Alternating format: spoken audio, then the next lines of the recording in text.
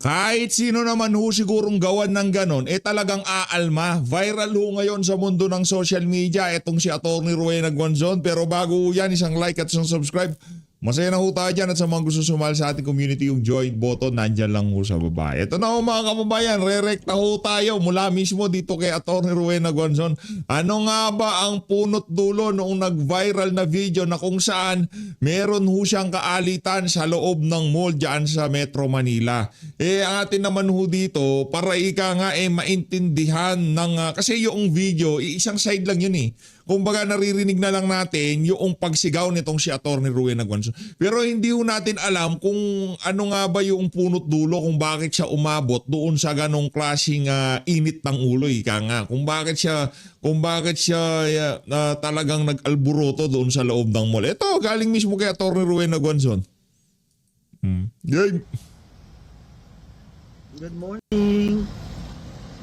Thank you sa mga nag-alala sa akin. At nag-video lang ako ngayon, kahit short lang ito, just to assure you that I'm okay. Mataas ang blood pressure ko kagabi, pero it's stabilized naman. And, Siguro alam nyo naman ako.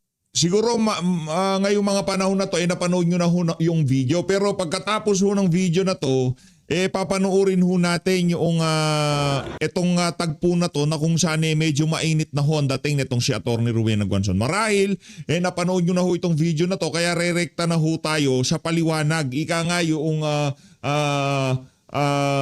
bago mangyari yung mga kaganapan na yon, heto na ho ang explanation nitong si Atty. Rowena Guanzon. Hindi naman ako nagagalit kung hindi talagang sukdulan yung injustice or mali, di ba? Si BBM nga, di ba? Tumayo ako doon sa cathedral at talagang speech ako doon na halos walang pahinga na.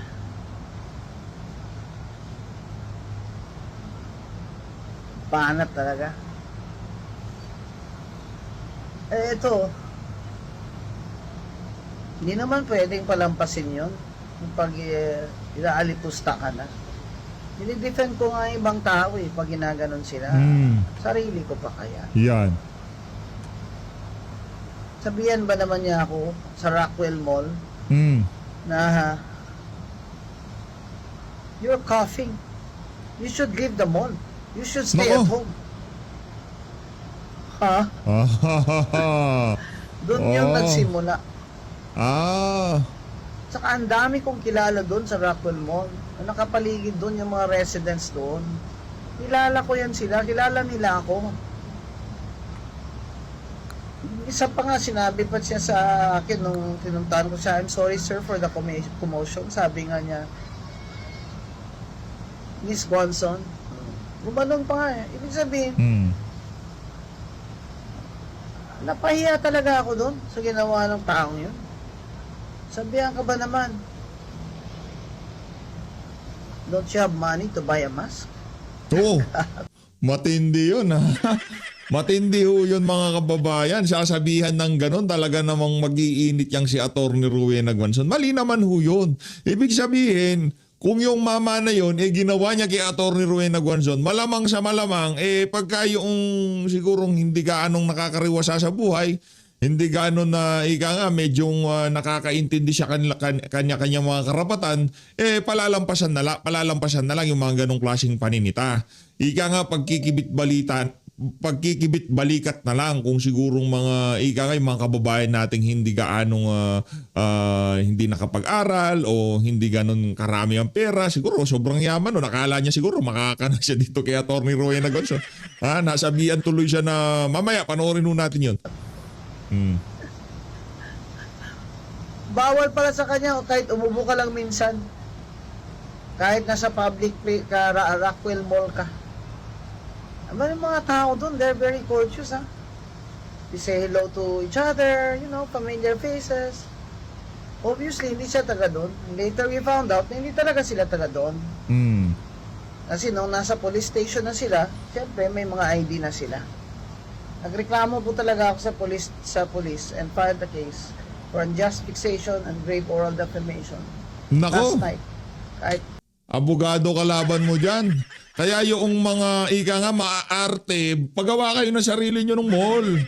Di ba? Hindi yung napaubo lang yung isang tao sa mall. Kung makasita kayo para namang pag-aarin yung mall. Kung yung privado, pamamahay nyo, merong umubo, sitahin nyo.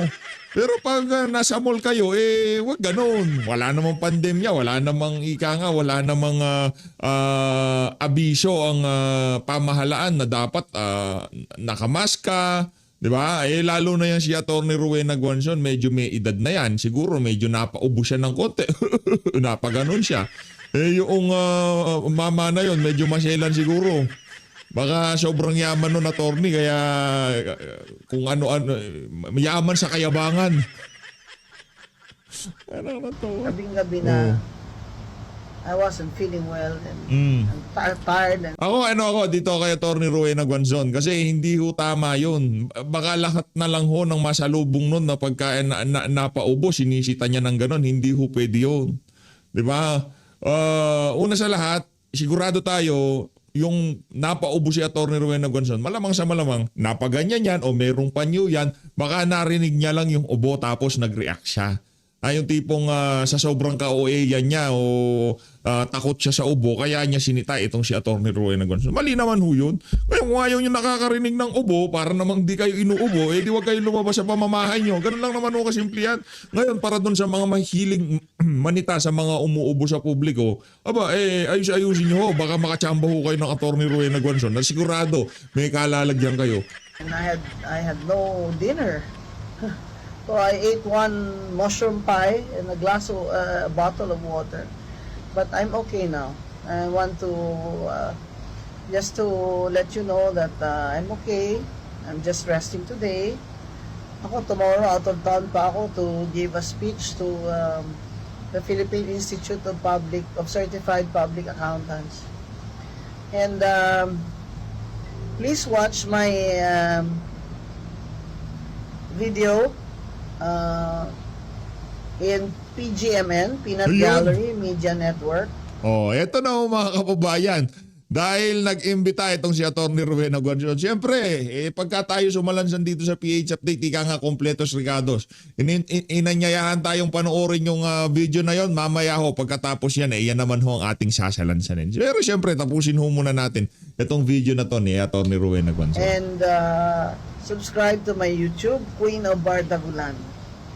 Kasi yan sa YouTube ko po, I will post my full video telling you what happened. Kasi many people naman na kontra sa akin, they're taking advantage of this to malign me. Pinapaalala ko lang po sa tumuha ng video na bawal po talaga sa batas yun, kaya pinagbabawal yun sa Rockwell Mall.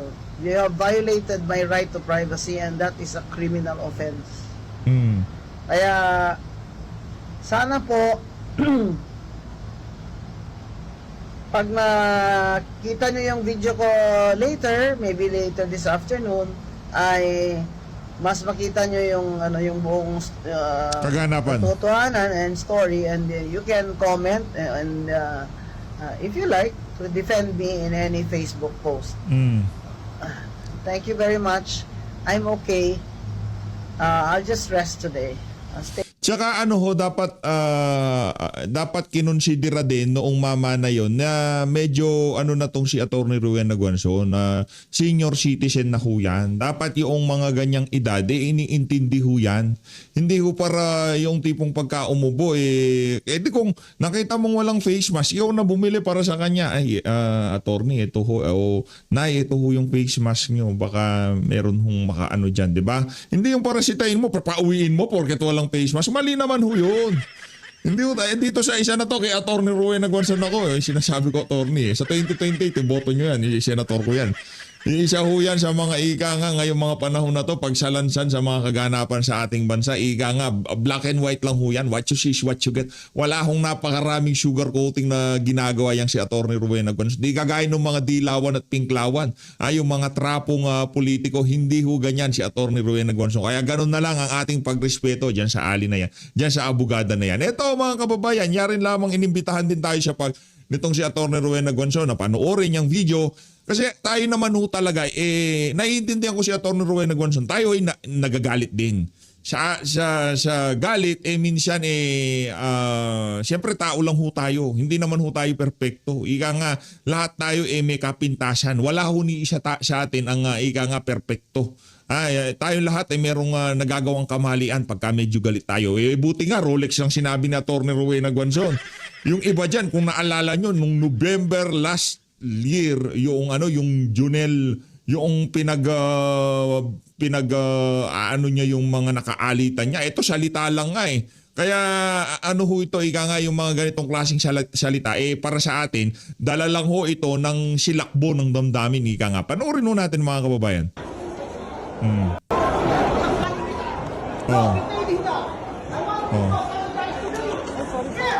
Yan ba yung bang nakaitim na yan? Ang naka-face mask. Hindi ganun natin. Hindi ganun. Oh. Oh. Oh. Kaya nga, kung may sakit ka, huwag kang pumunta sa mall. Di ba nung merong pandemya, bawal pumunta sa mall. Hindi ganun. Kung di maganda nararamdaman mo ate, mapirmi ka sa bahay. Huwag kang alis. Humiga ka, inom ka ng maligam-gam na tubig. Pero yung pamol-mol ka tapos meron kang marinig na uubo, sisitahin mo. Ano ka, si Raulo? Oh.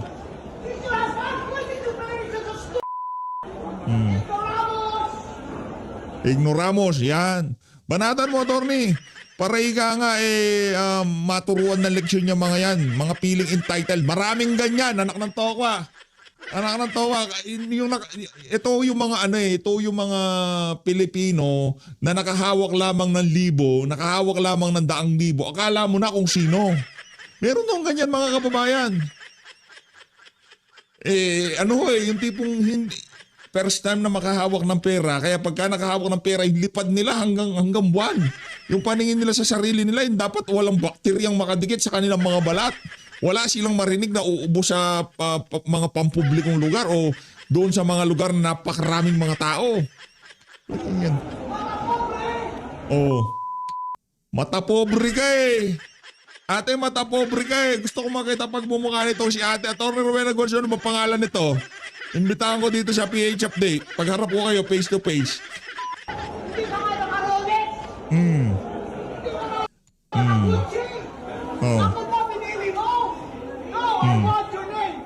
Jensen! Get his name! I want your Wala name! pong mag-video ko. Wala pong mag-video. Biglang alisin itong nagbibideo. Ito naman kasi chismoso din eh. Diba? Ano lang yung yon, dala ng silakbo ng damdamin. Buti nga hindi nagmura eh. Diba? Sinabi niya lang mata pobre. Kung hindi naman talaga naka-Rolex, ano magagawa niya? Hindi naman talaga siya naka-Rolex. Kung di siya naka-Gucci, ano magagawa niya? Hindi naman siya naka-Gucci. Pero sigurado dito, yung sumita kay Atty. Rowena Gonzon, kung sino man yung mga yan, talagang mata pobre. Kung meron kayong nararamdaman sa katawan nyo, pumirmi kayo sa bahay. Huwag kayong maggagagala. Tapos pag meron kayong naririnig na umuubo, paano pagkabata? Paano pagkabata umubo? Hindi naman kontrolado ng bata yan. Hindi kagaya ng matanda. Si Atty. Rowena Gonzon, medyo may edad na rin yan. Kaya hindi niya na siguro kontrol. Yung bata, umubo. Di sisitahin mo rin. Sasabihin mo, uwi ka sa inyo, huwag ka lalabas kasi inumuubo ka.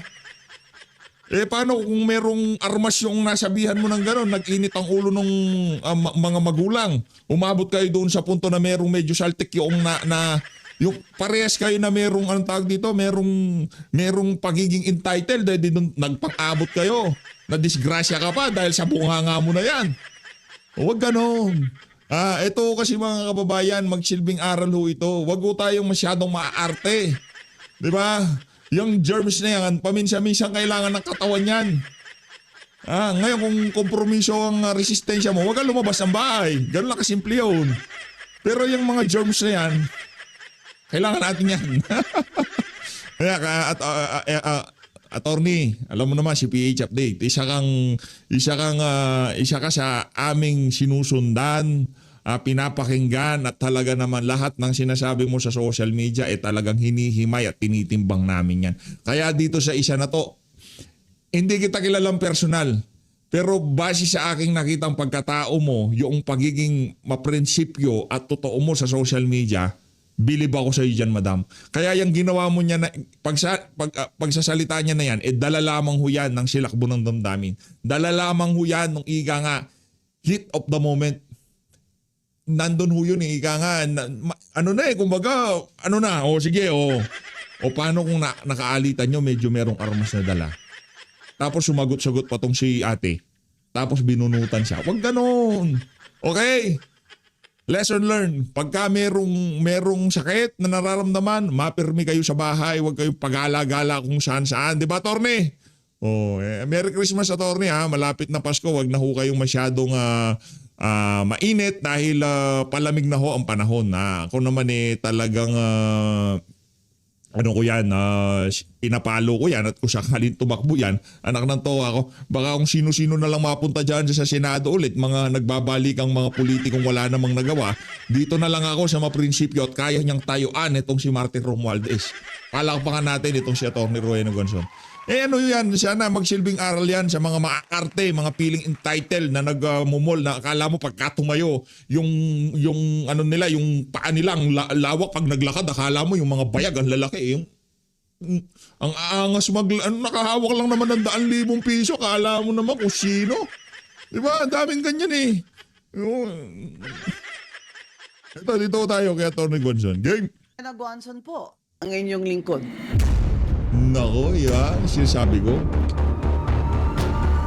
Nakatapos ko lang po sa rally sa Luneta ng Iglesia ni Cristo. Live and in person, attorney! Forward na ho natin to doon sa ika nga mga punto de vista nitong si attorney. Wala na ho tayong maraming segue dito. Nasabi na ho natin lahat ng gusto natin sabihin doon sa viral na video na yun ni Atty. Rowena Gonzon. Senators say this should have been a quiet thing. They should have talked about this. They should have settled this among themselves. But this is a matter of public interest. You cannot just say, settle it among yourselves.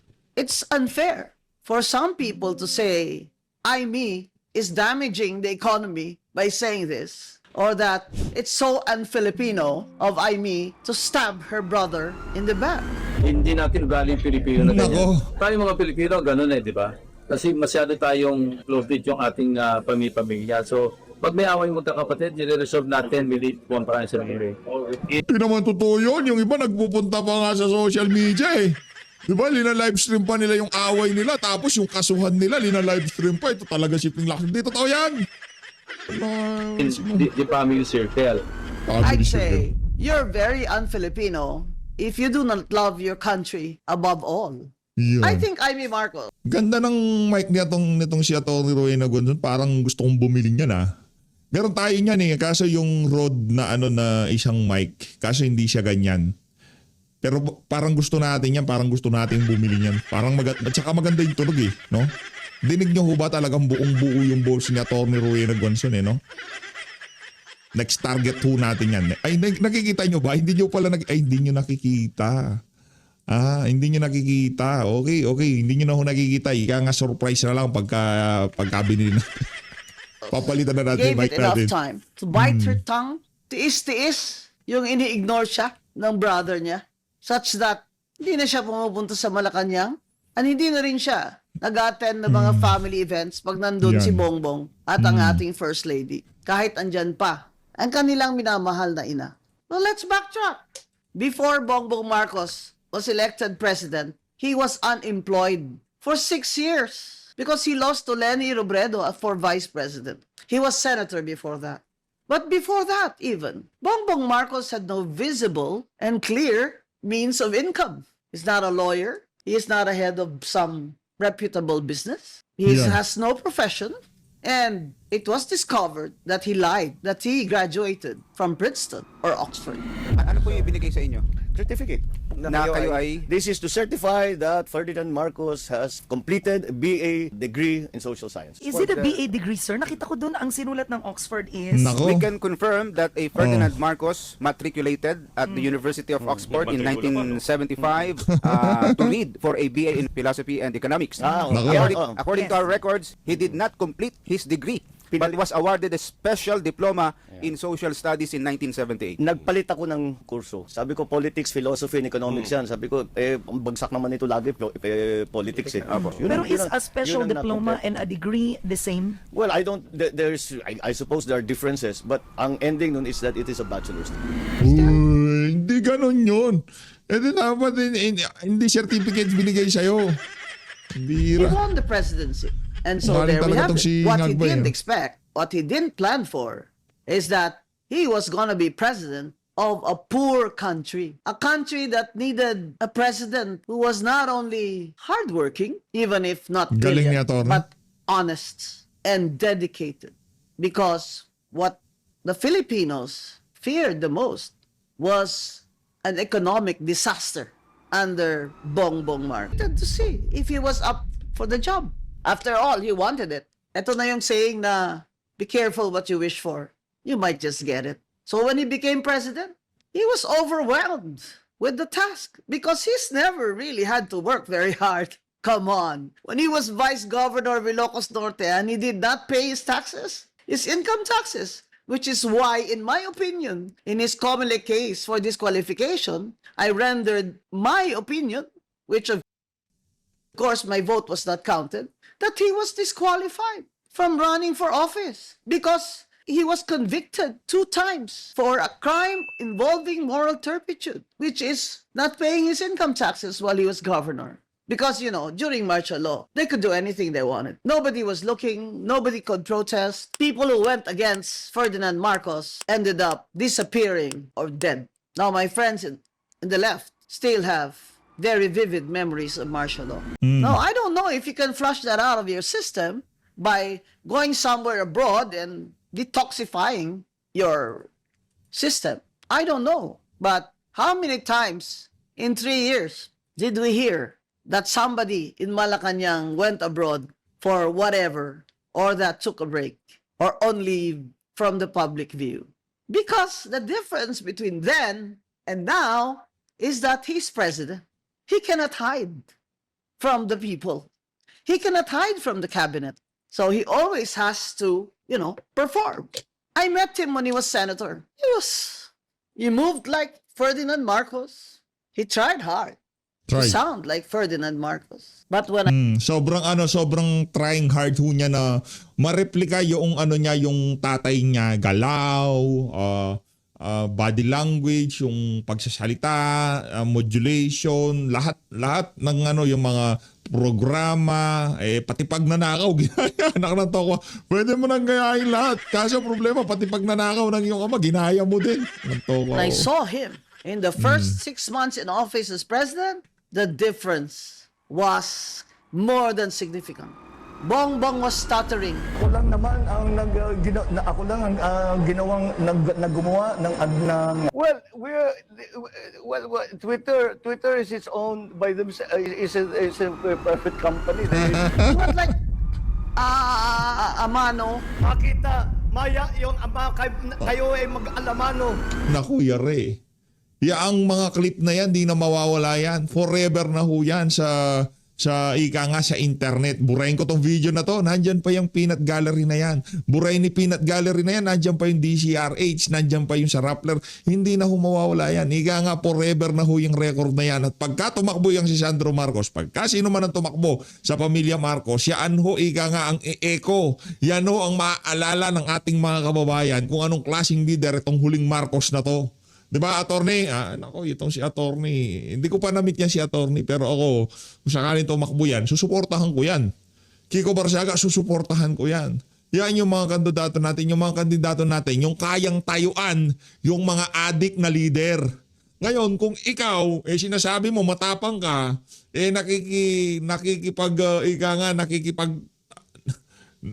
nakikipag holding hands, nakikipagbeso-beso. Ika nga parang okay lang sa'yo lahat ng nangyayari na to sa administrasyon na to. Pero matapang ka. Pero okay lang sa'yo. Eh, ibang usapan yun. Yung mga katapangan na gusto natin, yung kagaya ni Atty. Rowena Gonzon, kagaya nitong si Atty. Vic Rodriguez, kagaya nitong si Ungab, kagaya nitong si Congress Miao, kagaya nitong si Atty. Jimmy Bondo, kagaya nitong si JB Hinlo, kagaya nitong si sino pa yung mga matatapang nating senatorial candidate. Marami ho yan. Marami ho tayong matatapang na senatorial candidate na ating susuportahan sa 2028. Senator, kayo naman, Atty. Rowena Gonzon, please lang, nakikiusap ako. Lampaso mo lahat ng mga mga siraulong kandidato sa 2028. Kayong dalawa nitong si Atty. Vic Rodriguez. Please. Kailangan namin ng mga matitinong senador sa 2030. Diba? Kailangan natin yan. Kasi sa 2028 pala, sorry. Sa 2028 kasi doon na natin ipapakulong yung mga nagnakaw dito sa mga maanumalyang flood control project. Wala akong makukulong na mastermind dito. Maniwala ako kayo mga kababayan. Habang nasa poder si Marcos Jr., walang makukulong na mastermind sa visit na flood control scandal na yan. Maniwala ako kayo mga kababayan. Joe was Nako. loose. He was incoherent, even when he was in public. My apologies to those who have Tourette's syndrome. And there's the difference. That was only the first 6 months. You would say, I'll only take it once a week. Chos, once a week ka dyan. Pag nagkukukin ka, you cannot stop. That's what I was told by drug addicts and recovering cocaine addicts and recovered drug addicts. Abay, mas okay pa sa inyo ang mga mentally ill people eh. Because they have no choice. Kayo may mga choice kayo. Tsaka ang yayaman nyo. Alam mo, noon di ko napansin yan eh. Di ko masyadong pinag-uusapan yan. Until BBM ran for president. Natakot ako. Tinilabutan ako. Although nobody said it up front that they had personal knowledge. Until Senator Amy Marcos came out. It was common knowledge. And even Barkada, they all know. Ibang circles, in the circle nila ng mga rich people. It was common knowledge. Kinilabutan ako. Nako. Inubo ako, attorney. Inuubo ako. Buti na lang wala dito yung matapobreng babae na baka sitahin ako, palabasin ako dito sa kwarto ko. Okay, We're gonna have a president who is a cocaine addict. Nako. Nervyos ako. Pero sabi ko, baka naman. Because you always hope for the country. Pero, what did Amy Marcos say? Now that he is severely addicted to cocaine, hindi na tama ang mga desisyon niya. Yung bisyo niya na ang dahilan ng pagbaha ng korupsyon, kawalang direksyon, at maling-maling mga desisyon. Nako. Walang accountability, wala nang hustisya. Sabi pa ni Amy, Bongbong, Bongit, ikaw pa ba yan? Minsan, napapatanong ako sa sarili ko, ikaw pa ba yan? Si Bongbong ba talaga yung nakikita ko? Because my friends, countrymen and countrywomen, what sets our president apart from all of us is the great responsibility to take care of all Filipinos, to make sure that our lives, especially the poor, are in good hands during calamities, floods, earthquakes, hunger. That's a major, major responsibility that Bongbong Marcos has never had before. He didn't have to choose his clothes, even. And that, I think, he could not bear. I'm not a psychiatrist. I'm not a psychologist. The way I saw him deteriorating in public appearances, wow. I said, this man is not gonna last another 3 years. Will the Filipinos last another 3 years with Bongbong Marcos? Let's talk about that later. His rumored drug addiction was very obvious, such that in the campaign for Leni Robredo, you will remember that I went up the stage in several rallies. I was the only party list nominee who was invited to go up the stage in Leni Robredo's rallies in Cabanaba, and where I said, Hindi kami Hindi kami bangag! Hindi kami bangag! Hindi kami bangag! Hindi ako bangag. Si BBM bangag. Which is common term, di ba? We even use it as a joke. Ano ka ba? Bangag ka ba? Ba't hindi ka nagfo-focus dyan, di ba? Pero, kayong mga bumoto sa kanya, Nako. nagsisisi man kayo ngayon o hindi, Oh, alam nyo na. alam na. Saan tayo patutungo nito? Sa 3 taon. Attorney, kami dito sa PH Update, sobrang tindi ng aming pagsisisi. Kaya ngayon, kahit pa paano, talagang walang humpay, hanggat nandyan si Marcos Jr., parang meron ho tayong obligasyon sa ating mga sarili na kung kaya nating makatulong para ma-expose sa mga kabangagan nitong mama na to, talagang tutulong tayo. Kahit yung mga ordinaryong Pilipino, parang meron silang ganung pakiramdam, no? Anak ka nandito to kasi binoto ko bangag ka ha. Ngayon, lahat ng pwede kong maitulong para mapakita sa buhay ng Pilipino na isa kang bangag, igagawin ko yan. Ganyan talaga nangyayari ngayong mga panahon na to. Yan ang nakikita natin sa social media kasi yung galit na nakikita natin sa ating mga kababayan dito kay Marcos Jr., hindi ho ordinaryong galit. Yung galit na, meron kasing galit na, halimbawa, merong nag-away. Itong dalawang nag-away na to, medyo kaibigan mo yung isa. Kaibigan mo. Ngayon, galit ka dun sa kaaway niya dahil kaibigan mo lang siya. Kaibigan mo yung kaaway niya. Pero yung pinag-away nila, wala kang pakialam dun. Wala kang kinalaman dun. Pero galit ka lang kasi kaibigan mo yung isa. Pero ito hong galit ng mga nakikita natin sa social media dito kay Marcos Jr., personal eh. Diba? Yung galit nila mga kababayan natin, personal ako, itong bangag na to, babawian kita sa susunod na eleksyon. Ganun yung pakiramdam ng mga kababayan natin sa social media, ganun na ganun yung ating nakikita. Kaya sorry na lang dito kay Bangag, talagang wala na, ika nga tapos ka na. Na si Bongbong Marcos, ang ating presidente. Kaya pa ba niya? Paning na siya eh. Kaya pa ba niya? Kaya pa ba niya na half of the Filipinos, according to a survey, are suffering from hunger or have experienced hunger? Kaya pa ba niya na more than 2 million Filipinos are unemployed? Kaya pa ba niya na wala ng foreign direct investments no matter how many times he goes abroad and pretends that he can attract foreign investments? Kaya pa ba ng mga Pilipino? Kaya pa ba natin to, ang gutom, ang kawalang saklolo pag baha, lindol?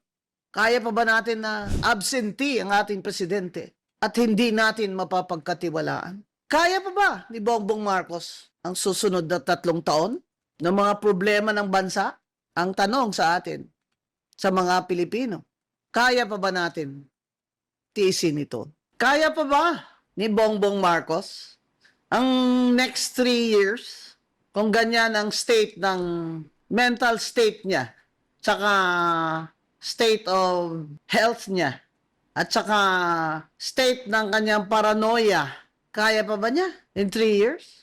What keeps him going, you think? No?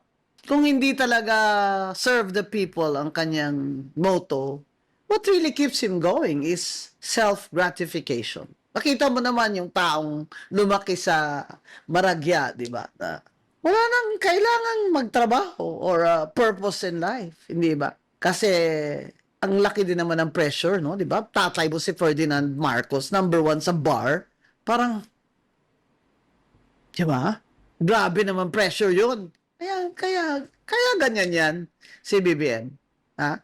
Ito na naman, sa psychiatrist na naman ako. Let's back to the figure, bro. Go back to the figures, ha? Tingnan nyo kung kaya pa to ni BBM. Foreign direct investments bagsak by 40.5% this year. So, ng 2022, net foreign direct investments, US dollars 9.2 billion. 2024, 8.93 billion. August 2025, todo bagsak, 494 million. Abay, kung negosyo ito sarado nyo na yung tindahan nyo. Sobra naman lugi ito. Ano ang foreign direct investment, di ba? Yun yung mga nagpapasok ng capital dito sa ating bansa na galing sa labas. Example, yung mga gagawa ng mga factory dito o kaya magtatayo ng mga hotel dito galing sa labas ng bansa ang mga kapital. 40.5% ang bagsak, halos kalahati. Bakit? Hindi ba klaro pa? Klaro na yan. Obvious na yan dahil sa corruption, which is already world famous na tayo. Mr. President, world famous ka na. This is the worst country sa corruption. Sa corruption index ngayon, rank 33 na ang Philippines. O, di ba? May valedictorian ka talaga, BBM. Rank 33 sa 100 countries, ha? Top 33 sa corruption. Pero hindi lang yun. We are a poor country. We are a poor country, tapos mataas yung corruption, tapos yung mismong gumagawa ng budget natin, which is Congress, yung mismong magnanakaw sa flood control lang. Ang total ng mga infra at saka flood control, saka substandard na mga projects. Dahil sa kickbackan, di ba ang total nila is around 1.9 trillion? Oh, ang laki nun ha! Kasi ang budget mo sa GAA is around what, 6 trillion for this year? Pero magkano doon ang binabayad mo sa utang? Dapat bayaran yung mga utang eh. Hindi pwedeng hindi bayaran ng utang. Kasi pag hindi mo binayaran ng utang, hindi ka na makakautang uli. And Hindi, ang alam ko, pagka hindi mo binayaran ng utang, meron kang utang. Ayun na nga mga kababayan. Tapusin na ba natin? De, tuloy natin. Tapos bandang gitna, yung tipong bandang gitna, tapos punta ho kayo dyan sa Peanut Gallery Media Network para mag-subscribe kayo dyan at tapusin nyo ho dyan yung video nitong si Atty. Roy Nagbanson. that's Secretary Recto say, out of 2.7 trillion na uutangin natin this year, 2.6 trillion of that will go to the operations of the government. Abay, mangungutang pala kayo para lang isweldo nyo at papaanda rin tong gobyernong korap na ito. Abay, magsasara nga kayo. Tapos, mga tao, pababayarin nyo. Dagdag na naman ang tax. Government workers, employees, are paying what? On the average, 32%? Flat. Yung mayayaman, nakaka-cover pa ngayon dahil sa korporasyon nila. Pero mga government employees, you cannot hide from the 32%. Tapos, nanakawin nyo lang. Hindi pa nangyari ito eh. Noon, kikickback din sila. I'm sure, di ba? Time ni Digong, time ni GMA, time ni Pinoy, nagkikickbackan din itong mga congressman na ito. Pero now, malala na sila. Unbridled greed. Congress became a marketplace. That's what some Congress people told me. Imagine, you see them around. They're all walking around, visiting each other while the session is going on. What do you think they talk about? Whispering. Yung pala eh. Yung meron kang location dun sa 900,000. Bilhin ko na lang yan sa'yo. Bigyan na lang kita ng 10%. No sweat ka na. Tapos may contractor na siya na naghihintay dyan. Ito namang DPWH, bago pa mag-submit ng budget nila or National Expenditure Program sa DBM and Congress, naka-embed na ang 30% na kickbackan dyan. So, everything is overpriced. That's what Leandro Legarda also disclosed, di ba? And DBM knows that. The secretary knew that. Pero ano magagawa mo kung ang Speaker of the House ay pinsang buo ng presidente? Yun lang. Sabi ni Chavit Singh, "Hoy, nalamangan mo pa ang tatay mo. Bongga ka." So 27 years or so ng tatay mo, ganito lang ang nakuha niya. Ikaw, 3 taon pa lang. Bongga ka. Because the difference between Ferdinand Marcos then and Ferdinand Marcos Jr. now is Martin Luther King Romualdez. That's the difference. Because Bongbong is, is submissive. He is soft, in other words. Diba sabi nila mabait nga? Kasi, di ba, he's parang meek. Di ba? Sa English, meek. Here comes his first cousin who will promise him na ako ang backer mo. Ako ang kapitan. Di ba? I will be your whip. O, di ba? So, that's the scenario. Happy naman si Bongbong because he doesn't have to lift a finger. Ang karakitan ginawa na ni Martin Luther King. Kasama, of course, si Saldico. At Yan. lahat ng mga congressman dyan at congresswomen na mga korap. Mga magnanakaw kayo.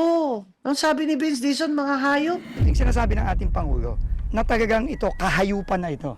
Hindi tao to mga Tanong ko, sinabi ng ating Pangulo, ito na namang si Vince eh.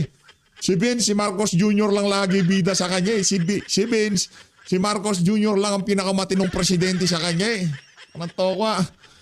Vince ha? Kung sa Ilonggo pa, mga animal. Mga hurnal ka mo. Hurnal. Hiya. Wala Yeah. kayong hiya. Eh bakit Walang naman sila hiya. mahiya? Naging parang merkado. Sabi nga ng isang friend ko, naging Olympic Games. Nung paramihan ng kurakot. Grabe, pabilisan ng... proud pa sila. Kaya yung flood control projects, ghost. Kung meron man, substandard. Eh, what do you expect? 30% ba naman ang kickback? Siyempre, ang materyales, substandard. Ito, insertions. Di ba? Ang sabi ni Diskaya, ang mga insertions, bawat congressman na naglalagay ng insertion, may 5%. Abay, bongga. Kaya kayo insertion na insertion pala. Insertion ginagawa nila sa BICAM. Yung meeting ng Senate Finance Committee tsaka House of Representatives Finance Committee. May small committee din doon sa House of Reps. Tapos pagkatapos na pasa nila yung budget doon, aakyat na sa Senado. Tapos magba-bicameral conference na bago na ipasa ng final. Diyan, hindi pwedeng si Senator Grace po ay magsabing wala siyang kinalaman dyan. Malaki talaga ang binabayad nating buwis at nakakagalit yung mga nangyayari. Kaya bato-bato sa langit talaga. Kasi bakit si Saldico sa appropriations chair ng House of Representatives may kinalaman? Eh yung Senate Finance Committee chair pa kaya? Sagutin niya. Kung hindi totoo, sagutin niya. Kasi nakakapaghinala eh. Dahil tumakbong party list ang anak niya. Kaya yan ang problema sa political dynasty. Ang hirap talaga, gaya ni Bongbong at ni Martin. Gusto talaga till the end of time, yung mga anak nila, kamag-anak nila, lahat pipwesto. Para ano? Para ano? Not only for power, but for money. How much money? They don't care if you are hungry. They don't care if the poor do not get health care. They don't care if children die because they cannot have surgery in the Philippine General Hospital or the Heart Center. They don't care. If you don't have jobs, 2 million Filipinos are unemployed. They don't care. 14 million Filipino families are hungry. Bongbong and Martin do not care. They talk about giving away all these funds as if it's theirs. Diba? Kita nyo naman si Martin, no? Bongga pa. Yung parang, yay! Gaganon-ganon pa siya. Diba? Oh, 5,000 pesos! Ginawa pang rapol-rapol yung pera natin. Hayop kayo. Bayad kami ng bayad ng tax. Tapos ginaganyan nyo. Tapos pag nabuking kayo, masama pa kami. Politika lang kami. Politika, kaya kami ganyan. May pinapanigan kami. Tingnan mo. Nasaan si Martin Romualdez ngayon? Di ba? He's nowhere to be found. Anong klaseng investigation committee yan? Yung ICI? Nag-excuse me si Romualdez, payag naman sila. Ba, gusto pa pumunta sa ibang bansa, magpapagamot daw. Ano bang sakit mo? Sakit-sakatin ang kamay ang sakit mo eh. Wala namang gamot dyan. Dito ka lang magpagamot, pwede na yan. Pwede Ngayon, na yan. mga kababayan, sino ang dapat managot? Yan ang tinatanong natin sa mga rally. Bakit hanggang ngayon wala pang mananagot? Kasi si Martin Romualdez ang tinutukoy na mastermind ni Saldico. Kaya nila pinaalis si Saldico. Ako, I believe Saldico. Ako, I believe Gutesa kasi nag-corroborate sila ng statement ni Saldico na nag-deliver sila ng pera. Mali-maleta at ilang sasakyan na pera sa bahay ni Romualdez. At sabi ni Saldico, sa bahay ni Bongbong Marcos mismo at sa Malacanang. Saka yung 100 billion in insertions, sabi ng mga tagapagtanggol ni BBM, bakit pa niya i-insertion yung 100 billion na yan dun sa BICAM? Kayang-kaya na namang ipasok yun sa NEP. Yung senaryo ganito, tapos na yung NEP, na-realize niya, aba, wala pala siya. Sila lang kikita, siya hindi kikita. Oh, So kaya inutusan niya. Ngayon si DBM Secretary Amina, sabihin mo kay Saldico, 100 billion sa akin, 25% kickback, 20 billion. Then Saldi said that he asked the two undersecretaries in Malacanang if it's really the order of the president. And they said yes. And then he asked Martin Luther King Romualdez if this is true. And what did Martin Luther King Romualdez say? What the president wants, the president gets. Meaning he confirmed it. Saldico, atsoy lang yun ni Romualdez. Tingnan mo naman yung tsura. Milyonaryo, bilyonaryo na kontraktor doon. Eh gusto pa ng more money, kaya nag-party list. Yan dapat yung anti-political dynasty law. Ipasa nyo na yan, Speaker D. Tsaka ako, gusto ko yung ginagawa mo. Kahit ikaw din, numero 1 ka rin may political dynasty dyan. Pero, nanggagaling sa'yo. Hindi ko lang alam anong itsura ng political dynasty law na yan. It is mangled to death. No? But, at least, it's a start, di ba? Dahil dyan, sa 2025 election na yan, kaya tayo ninanakawan ng todo nitong Martin Luther King at ng administration ni BBM. Kaya nagsalita na sila ngayon. Hindi natin i-excuse si Saldico. Mananagot din siya. Pero naniniwala ba ako sa kanya? Yes. Naniniwala ako sa kanya. And I hope that he stays alive and that there will be some way. Ayun na nga mga kababayan, dito na natatapusin ang ating reaction video. Maraming salamat po sa pag-support sa page update. Mag-ingat po kayo lahat. Mahal natin Pilipinas. Maraming salamat mga kababayan.